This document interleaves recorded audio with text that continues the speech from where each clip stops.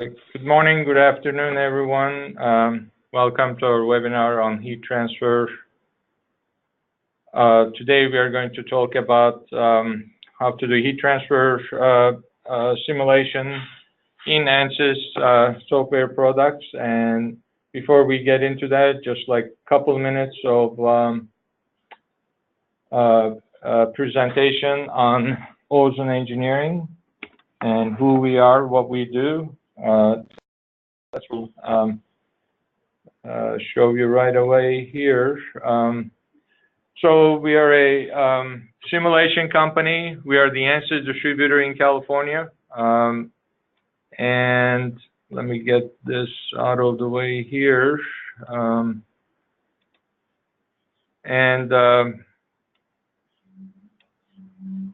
So we sell all ANSYS products. Fluid structures, electronics, optics, and we also have a VR product, virtual reality product that you can use both in simulation as well as design. And we also provide cloud services. So, that's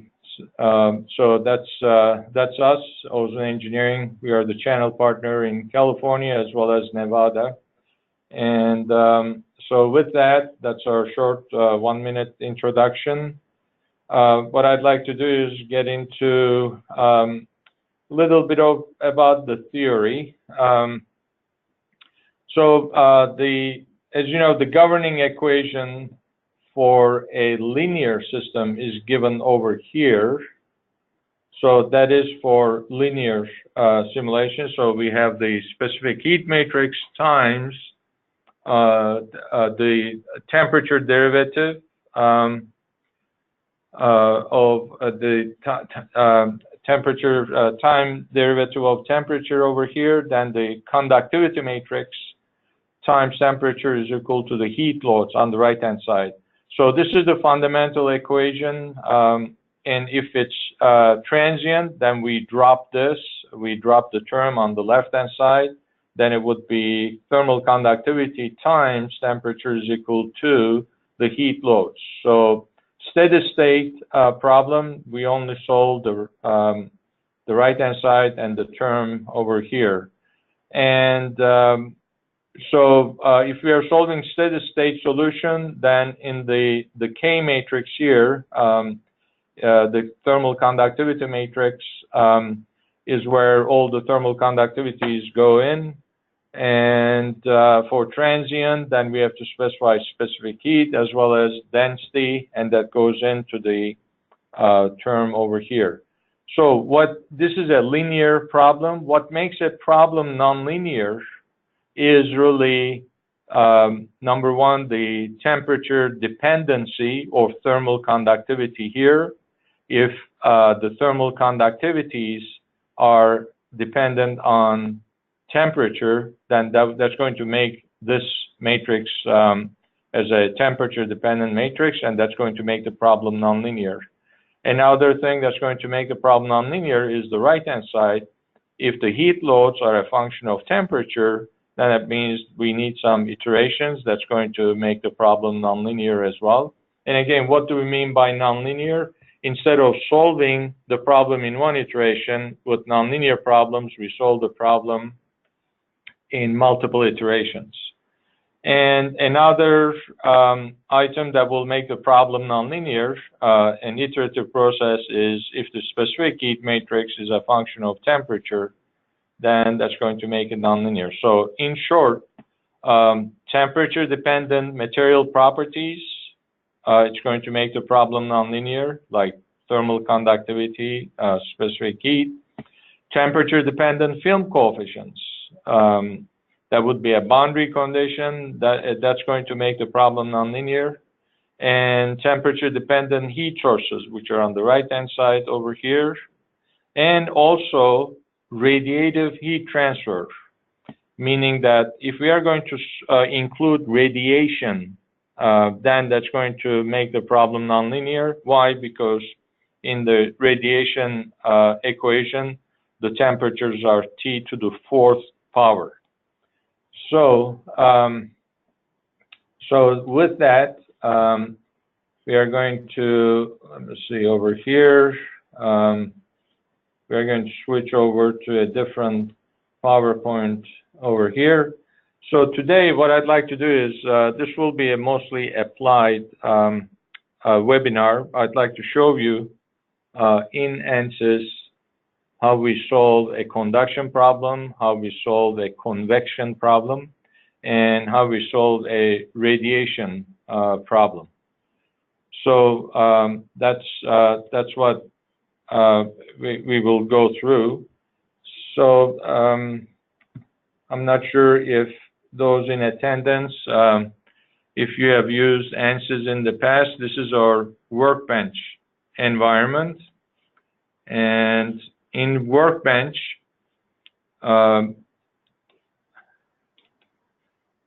primarily the left-hand side is what we call the toolbox. In the toolbox, we have 5 different items here. If you open them one by one under Analysis Systems, you're going to get all the different physics, anything from explicit dynamics like AutoDyne or LSDYNA, to fluid flow, to acoustics problems, Maxwell problems, high frequency, HFSS electromagnetic problems. So all of these physics are listed here, provided that you have the licenses for it. And so that's under Analysis Systems. Under Component Systems, you can you have functionality such as bringing external models or external data, and post-processing, advanced post-processing features like ANSYS, ISPAC, which is the electronics cooling product that we have, and also other turbo machinery related software. Under custom systems, this is where under custom systems you can look into random vibration, response spectrum, thermal stress type of problems, and also FSI, fluid structure interaction type of problems. And under design exploration, this is where we do optimization or response surface or Six Sigma analysis. Six Sigma analysis is very powerful. That's where you specify material properties, you specify boundary conditions as a probabilistic function. As you know, finite element analysis is a deterministic simulation. However, by bringing Six Sigma aspect to simulation, you can make the finite element analyses or CFD a probabilistic simulation instead of being a deterministic simulation. Okay. So there's a question that came up right away. This webinar is being recorded and it will be put on our website. Six Sigma analysis again makes a deterministic problem a probabilistic problem. That's that is really the power of it. And then we have ACTs. ACT is Advanced Customization Toolkit. That is where you can actually specify a workflow in Workbench. So let's go back to Analysis Systems and let's do as you see here, so there are a bunch of physics here. I'm going to double click with the left mouse button. I'm going to double click on where it says steady state thermal. You double click on steady state thermal, and in project schematic is where it brings up the steady state thermal template. It says this is how you can do a steady state thermal analysis. So the way you do this, you start from the top. Under engineering data, there's a green check mark, meaning that material properties are built into the engineering data. If you double click on engineering data, you're going to see that especially if you click on engineering data sources, there's a bunch of different libraries like general materials library, where you have a bunch of materials like polyethylene, anisotropic silicon, additive manufacturing materials, or the brand new addition to ANSYS is granted design, sample materials. This is where you can bring in a lot of different materials. This is where basically material properties are under engineering data. Then, once material properties are specified, you go to geometry. There's a question mark on geometry. You say, okay, I'm looking for a geometry, and I'm going to import a simple step file. And as soon as the file is imported, as you see here, there's a green check mark. It says, I'm satisfied with geometry. The next step is model. Model is really the finite element model. So you double click on model, and in the lower left-hand corner, it says, I'm starting mechanical application. So this is the ANSYS mechanical application. Inside this ANSYS mechanical application, you can do a lot of different simulations like thermal analysis, which we will do. You can also do structural simulations, acoustic simulations. There's a lot of different physics that you can do here. So this is the ANSYS mechanical application. Over here, you see the part that we will be working with. And on the left-hand side is the tree. And as you see, the tree starts out with a geometry. It says, hey, I brought in this part. This is it's called pump housing. And in the lower left-hand corner, it says, okay, this is where, let me reset layout here. It says, this is where we have your model. And it says the model was brought in meters, and also it says the properties of the model are, this is the mass and this is the volume. And if I click on the part itself, it says, okay, I automatically assign structural steel to this. And if we had picked any other materials from the material library, we can import that material and assign it to this part right away. So, and as you see, these are the properties of structural steel. You can right away you can see the thermal conductivity that it's going to use, and then under mesh you can put a mesh here if you like. There are a lot of mesh controls. The controls that you see here in the lower left-hand corner, these are called the global mesh controls. And if you do a right mouse click and insert any one of these items, these are called the local controls. So there are a lot of controls on the mesh, local or global. Again, the ones in the lower left-hand corner, these are global controls where you can look into sizing, you can look into quality of the mesh, you can look at inflation layers, you can look at advanced controls, and also you can look into statistics of the mesh, where once we mesh this, and let's go ahead and do a mesh, generate mesh, it's going to go in and under statistics, it's going to say you have 7,518 nodes and you have 4,024 elements, and this is what the mesh looks like.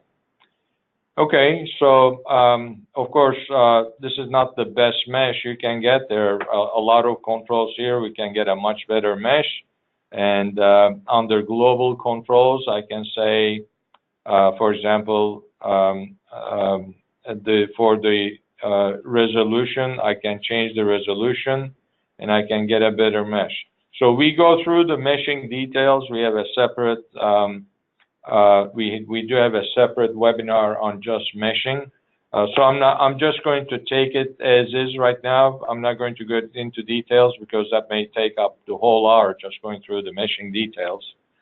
So let's go ahead and let's concentrate on the physics. And the physics that we're talking today is really thermal analysis. And in this problem, just to show you the concept, we are going to do first, we are going to do a conduction simulation. And In ANSYS, to do a conduction simulation, that's relatively easy. If you click on the steady state thermal, on this part of the menu, you can see an item that says temperature. You click on that temperature. As you click on temperature, it adds an item over here in the tree. It says temperature with a question mark. What that means is in the lower left-hand corner, it says, okay, there's a yellow sign. It says, well, you have to show me a boundary where this temperature boundary condition will be applied. So with the picker, these are called pickers. I can pick a vertex, I can pick an edge, I can pick a face, or I can pick the whole body. With the picker, this is the face picker, I'm going to go and click on the top surface. As soon as I click on the top surface, it's green highlighted. And then once it's green highlighted, that means it's selected. I move my cursor under geometry, click on geometry. I say, okay, right now on that face over here, I can specify a temperature boundary condition. Let's say that I'm going to specify 40 degrees centigrade. This surface may be against a very hot environment, and that made this temperature may be 40 degrees centigrade there. Okay, so then I'm going to click on another temperature boundary condition, and with the again the face picker, I'm going to click on the bottom face and bring the cursor to the lower left-hand corner, apply, and on that face, let's say that I'm going to say the temperature is 20 degrees centigrade. Okay, so if I click on this, it says you have two boundary conditions. A, you have specified temperature of 40 degrees centigrade, and B, you have specified temperature 20 degrees centigrade. And let's go ahead and solve this problem. So this is a straightforward conduction problem. There is no convection, there is no radiation. It goes ahead and solves the problem. And in the tree, we look at the tree, everything is green check mark, and that's exactly what we want. Because if there was a problem with the solution, then we would get a red indicator here. It says there's something missing. But here, it ran, and there's no problems. And then you look at this, you say, where's my solution? Where are my results? Now, the results are over here. When you click on solution, over here under thermal temperature, you can look at temperature distribution. Again, under thermal, you can also look at total heat flux. So, and then you can do a right mouse click and you can say evaluate all the results. And here is our temperature distribution. It's 40 degrees. This is a bounded problem. It's 40 degrees because we said the highest temperature is 40 degrees. And at the bottom, we have 20 degrees.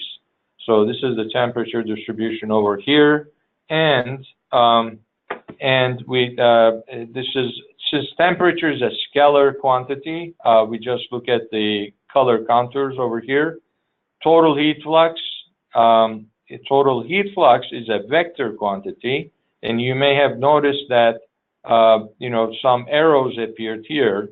Since it's a vector quantity, I can look at it as vectors as well. And so this would be a vector representation over here, and so I can look at it in wireframe, and also I can ask for uniform vectors over here, or if there are too many vectors, I can say there are too many vectors. I want to control the number of vectors here. And the heat, now the reason we look at total heat flux is a sanity check. We know the heat always flows from hot to cold regions, right? From hot to cold, it flows. So, and that's what the arrow shows. It's really hot at the top, that's 40 degrees centigrade. At the bottom, it's 20. So the arrows are saying, okay, the heat flux vectors are going from hot to cold. So that's got to be a good, acceptable solution. and that's what we are getting, that the vectors are going from hot to cold. So, so we can turn off wireframe and look at it as a solid as well. We can see which way the vectors are going on the surfaces, or we can just turn off the vectors and just look at it as a scalar quantity. So what we did here is just a conduction problem, right? We solved the conduction problem. Now, let's add convection to this problem. And convection is where we are going to look into the energy exchange between the body and the surrounding fluid. So in this problem here, I have a temperature boundary condition, say at 40 degrees. What I'd like to do is I'm going to make this even hotter. I'm going to say this is 80 degrees over here at the top. And the bottom temperature, which we said 20 degrees, I'm going to delete this. I'm going to delete this, so the only boundary condition that we have right now is at the top, that's 80 degrees. But instead, I'd like to add convection. So how do I add convection? Here's the button for convection. I click on convection, and in the tree, as you see, it added an item called convection with a question mark. Why is there a question mark? Because in the lower left-hand corner, it says, well, you need to, the yellow highlighted one, it says, you need to give me a film coefficient. Okay, let's assume that this is a natural convection. So I'm going to put down just 10 watts per meter square. That's the natural convection. Natural convection coefficient, 10 watts per meter square per degree centigrade.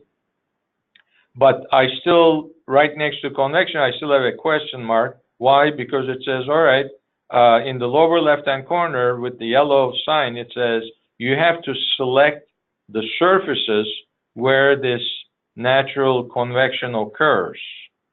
Okay, I move my cursor up between the selectors, vertex or edge or surface face.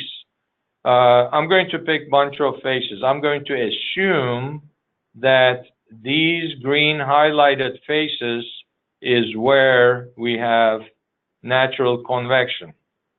The green highlighted faces over here, and you can really move your cursor around just to pick all those surfaces. Let's assume the rest of the surfaces are against some other surfaces. There's no heat transfer exchange. That's an assumption. And let's assume that the only natural convection that's happening is over here. And then once they're selected, I move my cursor into the lower left-hand corner where it says no selection. I click on apply. Okay. So what are the boundary conditions that I did? I specified a temperature at 80 degrees centigrade, and I specified convection on these surfaces over here. Let's go ahead and solve this problem. Let's go click on solve. This is the solve button all the way at the top. You click on this, and let's go ahead and solve this problem. And it says, okay, I solved the problem. By the way, if you click on this solution information, in the background, it goes through, and you can actually see the output from ANSYS. And it says, you know, CPU time, and if there were any errors, any warnings, all this would appear here. What kind of solver and everything, all of this would appear here. Okay, we have a question here. How can you find the correct film coefficient value to apply? Okay, good question. So convection coefficient, there are two ways, or possibly more than two ways, 2-3 ways to get the correct convection coefficient. The convection coefficient that I just specified here, 10 watts per meter square, is a natural convection coefficient that's used for natural convection boundary conditions. That's a universally accepted number. anywhere from 5 to 10 watts per meter square is kind of a universally accepted value for natural convection. And what do we mean by natural convection? If there is no airflow around this and it naturally convects to the air, then that's what we call natural convection coefficient. Now, if I put a fan on this and start blowing air on these, then this natural convection coefficient is going to go up from 10. It may become 20 or 30 or 40, depending on the speed of the fan. So there is in heat transfer books, there is some correlation between the heat transfer coefficient and the speed of air that flows past the object. And it's a nonlinear curve. It's H is a function of V to some power N. So that's that we covered that in our heat transfer class, as well as heat transfer books will cover that. So you can use that formula and you can apply a uniform, convection coefficient. Now, is applying a uniform convection coefficient on these surfaces, is that correct? The answer is no, because what if you have a fan right here on the right-hand side and you're blowing air on these yellow surfaces, right? So the convection coefficient will be high, maybe at the frontal part over here where the cursor is, but behind the bulk volume, the convection coefficients go down, especially in these darker regions where there's less airflow, or the airflow may be recirculating. So that brings us to the other source. You can actually do a CFD simulation.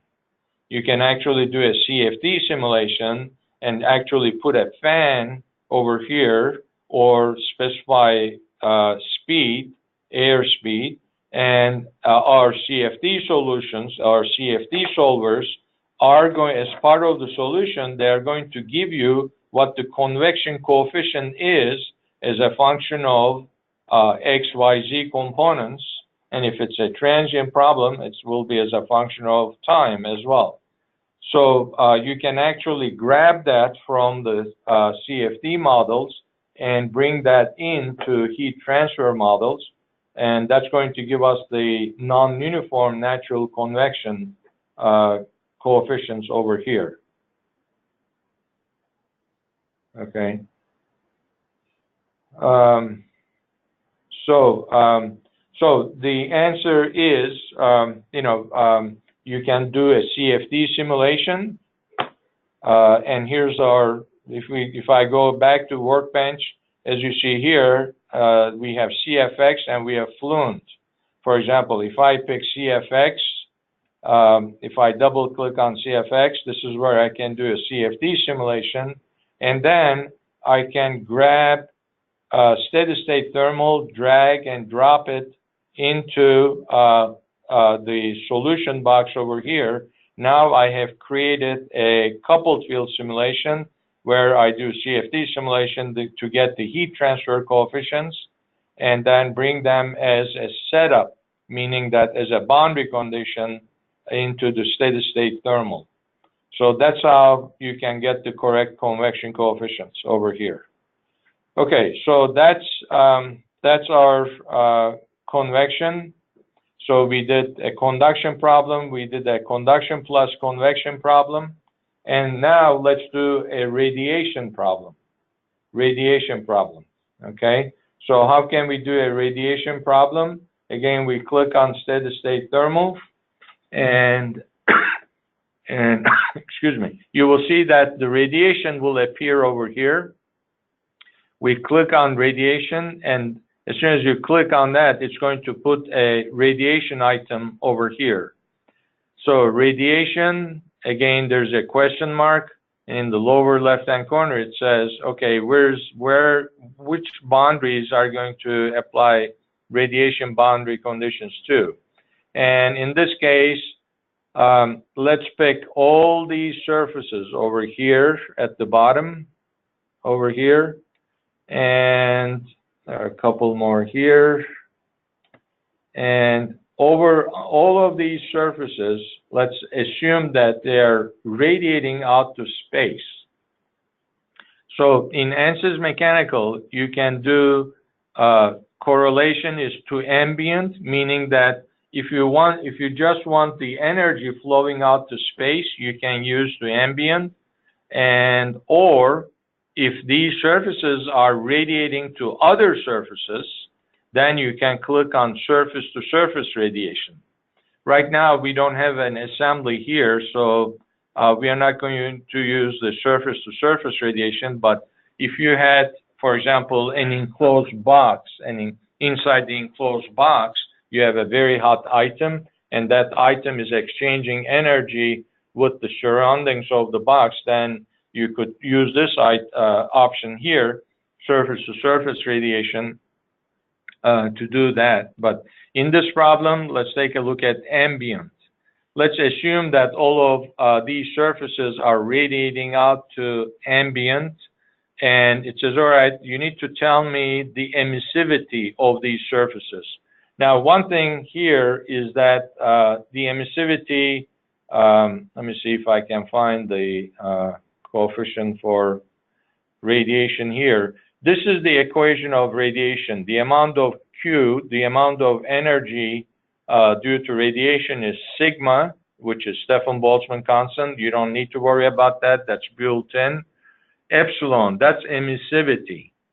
And that is a surface condition, and emissivity is a science in itself. It's not easy to determine what's the emissivity of a surface.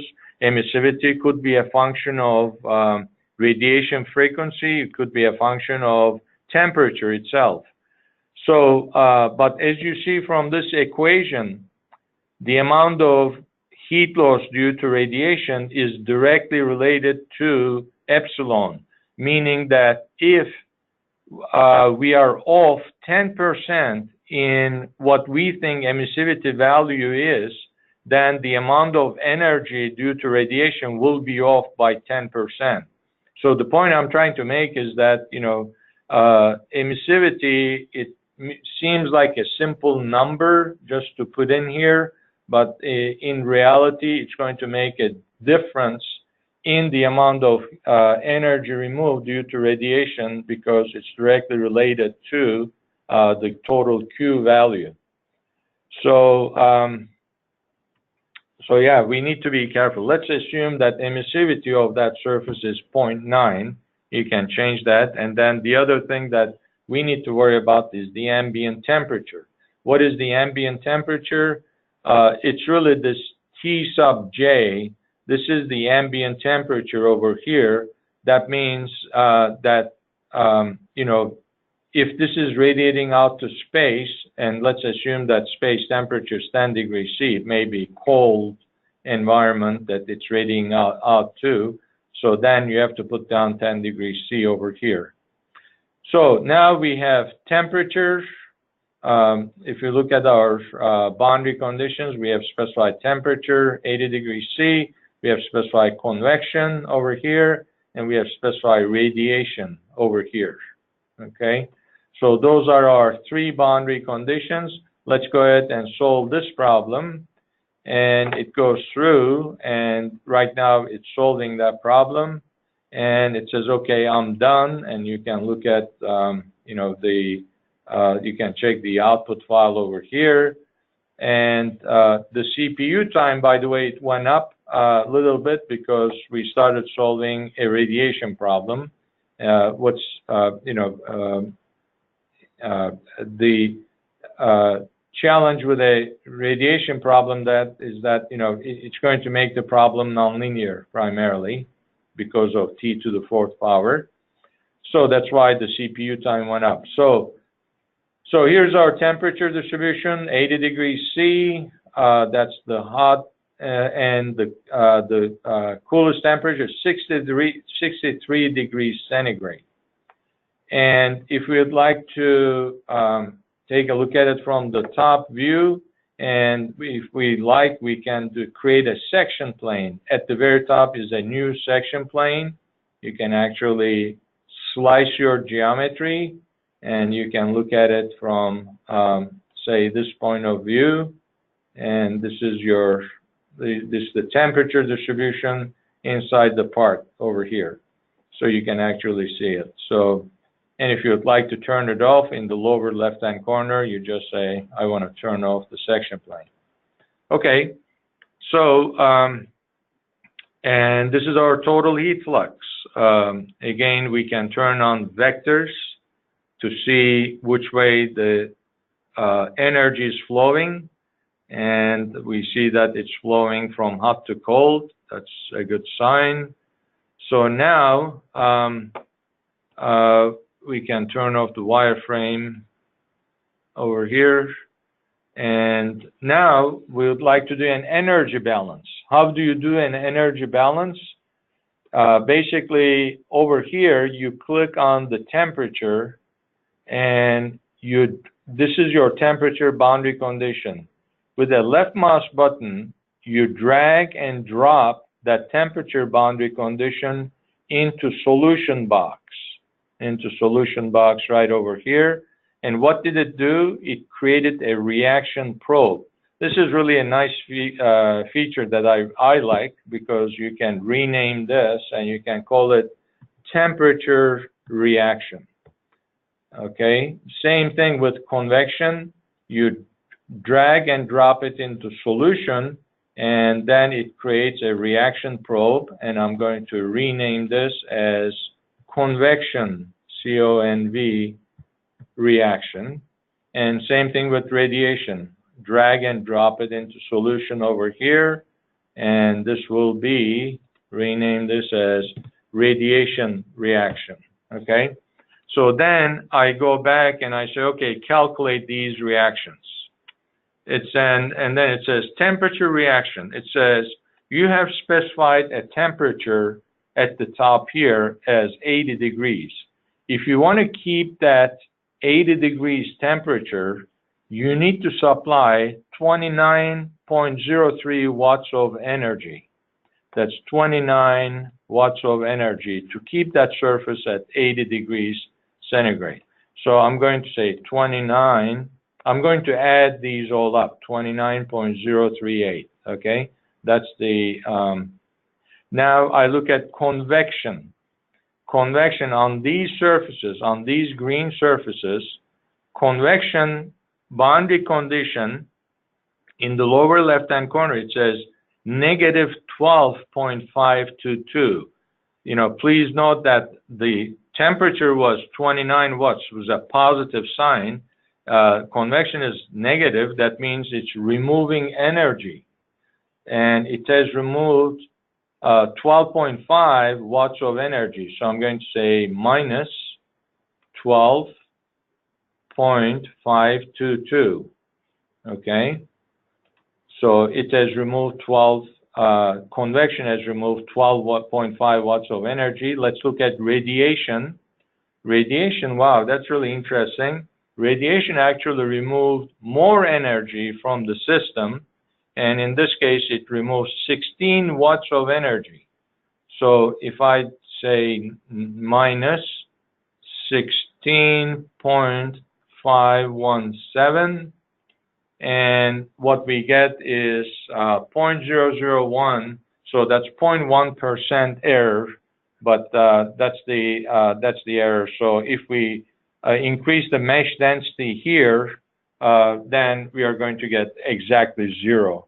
But what's really interesting in this exercise is that you know, we did an energy balance. That energy balance had to come out to be 0, and it did.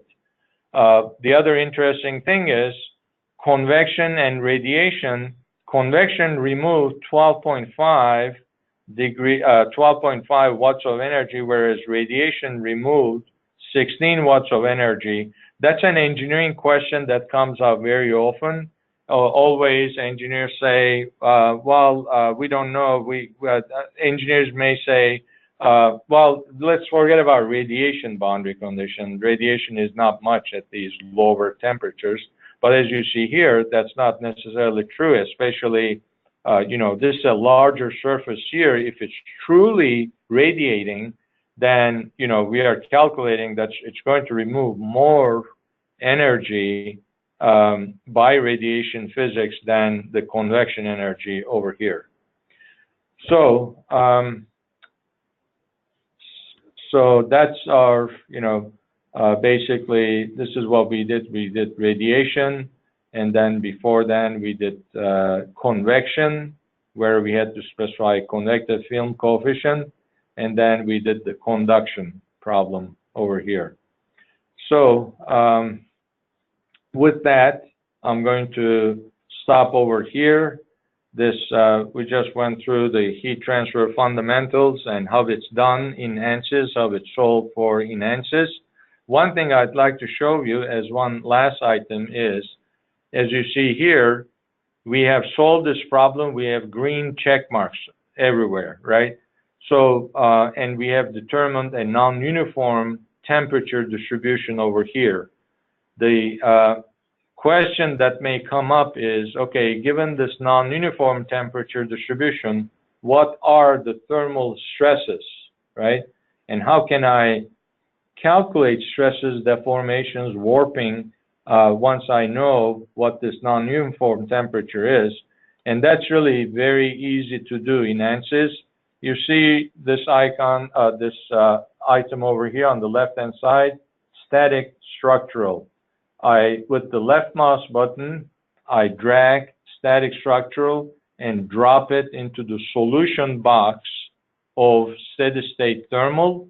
Now I have created a sequential physics coupling where I'm going to take the results from steady-state thermal and bring them as a boundary condition into static structural. And ANSYS is also smart enough. It said, okay, it added the structural physics to the tree over here. As you see, we have steady state, and now we also have static structural. And by the way, these numbers, A5, B5, these are the designations over here. A is this block over here, and B is this block over here. So static structural, it says under static structural, you have an imported load. Imported load, imported body temperature. We do a right mouse click and we say import that load. So what that's going to do is it's going to bring in temperatures, body temperatures from the steady state thermal. This plot over here is the same plot as the temperature plot that we see under steady state thermal. Imported body temperature. So it automatically imported the temperatures over here. Now under solution, I need to specify a boundary condition. And let's assume that these guys over here, these are bolted. So I can pick the cylindrical face of that bolt surface, and let's assume that it's bolted and it's not moving anywhere.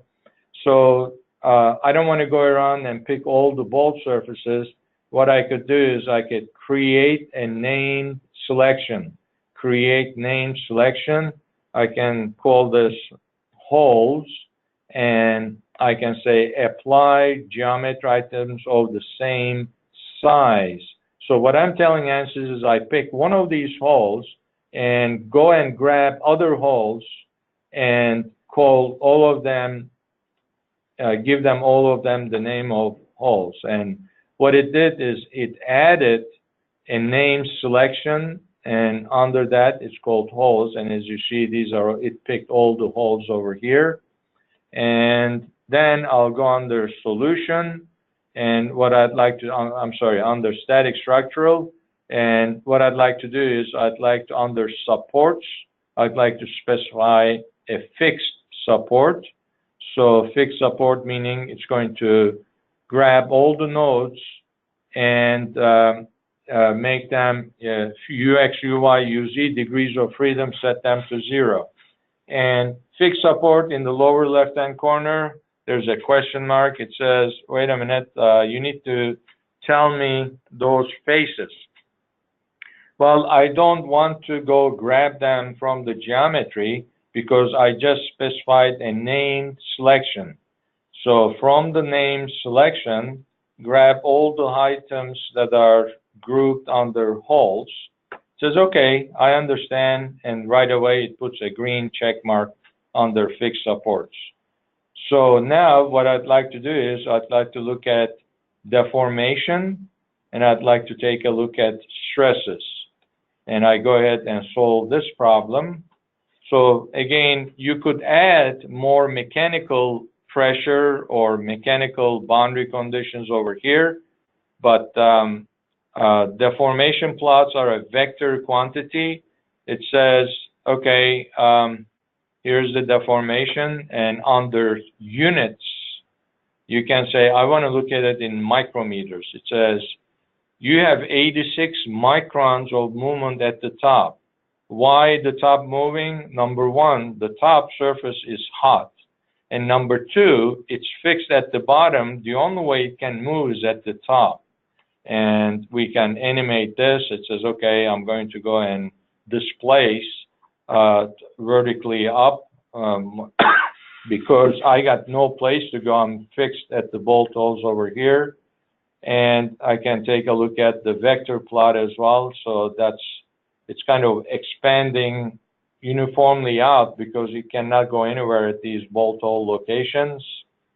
So, and then sure enough, if I look at stresses, the stresses are really high over here because it's constrained. It wants to grow, but it can't. So the stresses are really high over here. So that's a thermal stress simulation, and you see how easy it is to do this. So let me answer a few questions here. And I see that's already done. Okay. I see a link, okay, that's a comment. Observe temperature deform node locations. Okay. So there's one comment. I'd like to observe temperature at the deformed node locations. Basically, as you see here, these total deformation, that's 86 microns. These are exaggerated displacements. And how exaggerated is that? You can control the level of exaggeration over here. These deformation plots have been exaggerated 180 times. This is what's called auto scale. I can say, give me true scale. And true scale is, it says, all right, and I can put the undeformed model on top of it as well, or I can put the wireframe. As you see here, the undeformed wireframe, 86 microns on a part that's over, what is it, in inches? That's like 4 inches, 5, 6 inches. That's really very small. That's like 3/1000ths of an inch. So you cannot really see the difference between undeformed and deformed model. That's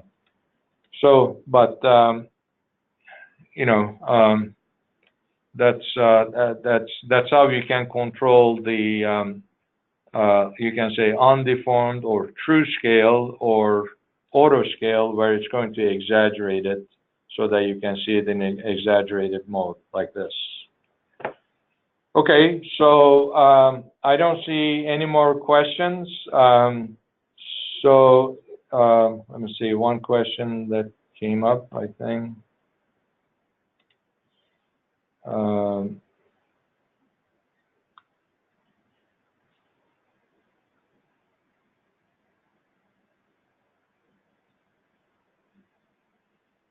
I'm sorry, I just missed that question over here. So we are going back over here.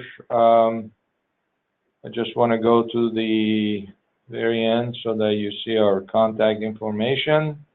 If you have any questions, please contact us. Our email address is info@ozeninc.com. Our website is www.ozeninc.com. We have a webinar coming up next week on topology optimization. Please register for it on our website, www.ozeninc.com. And we are in Sunnyvale, California. And if you have any further questions, please feel free to send it to info@ozeninc.com. Thank you for attending, and we look forward to seeing you in our future webinars. And thank you for your business. Any questions, please send them after this point to info@ozeninc.com. Thanks, everyone. Have a great day. Bye.